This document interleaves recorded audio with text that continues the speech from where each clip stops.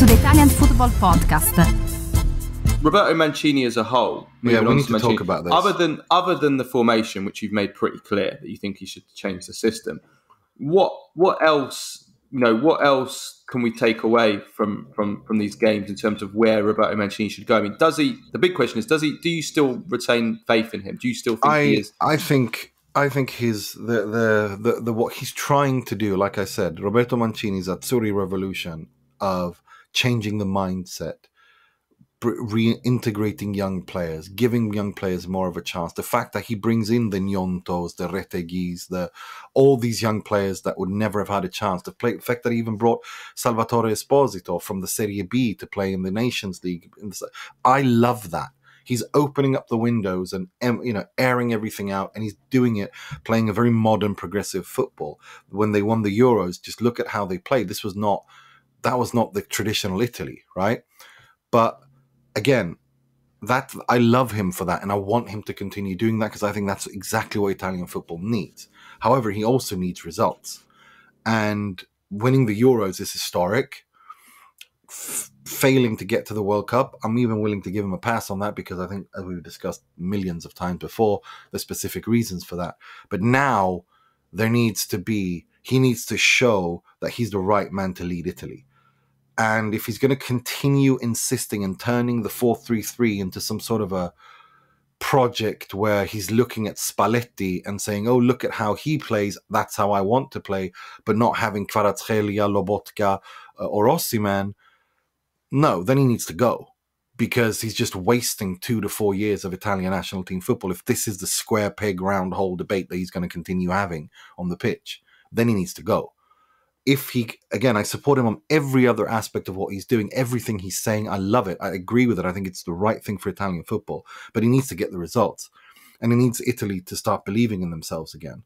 And before this becomes a mental block, and I think that's where I'm at. So I'm kind of on the fence. I don't want to sack him, but I do think that he needs to show that he's the right man to do what he once did himself, reinvent himself. When he first came on and took over Italy after the historic, dreadful Ventura era, where he came in and opened up the windows and changed everything around and started building around these young players, changed Italy's identity. They went unbeaten for, 2.5 years, 36 games, stuff like that. That's what he needs to do that again, but challenge himself this time.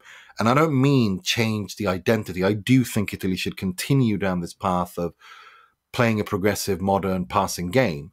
I just think they need to have more dynamic players in the box, and that won't happen unless he changes to a 3-5-2. I think it's inevitable, and never ever playing Jorginho and Verratti together again. I'm sorry, but that's been read to death. Those two just never again.